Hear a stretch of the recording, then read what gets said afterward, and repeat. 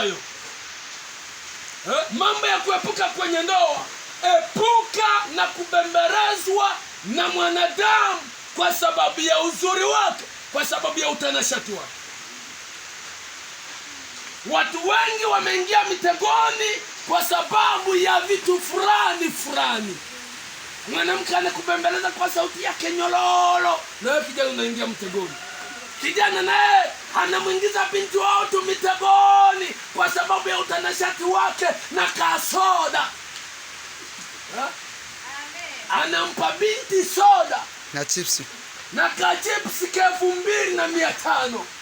Binti naye anaingia mtegoni, anavua siketi na tupi.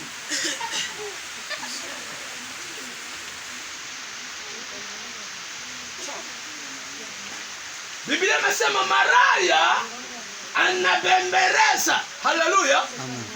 Amen. Anabembereza. Sawa? Na mtu anaingia mtegoni kwa sababu ya vitu vya mkate, apate nini? Kula. Haleluya. Amen. Apate kula. Kwa vitu vya kuepuka ukiwa kwenye ndoa, mwana wa Mungu, epuka na kupewa vitu visivyokuwa na thamani mbele za Mungu. Epuka.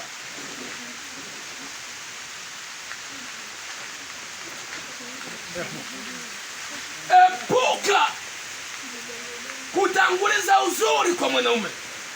Epuka kutanguliza utanashati kwa mwanamke, maana hayo yanaweza kubomoa msingi wa ndoa ya mtu mmoja, yakimweka hatarini.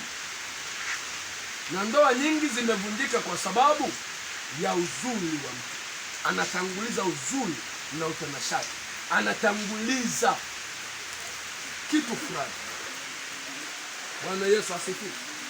Niwaambie, kuna watu wameanguka dhambini kwa sababu ya moja, anamtembelea mshirika au mwenzake. Mwenzake anapika kitu kinono. Na walivyo mabinti wa sasa hivi, akiwa getoni kwake, akiingia kijana, anajiachia huru.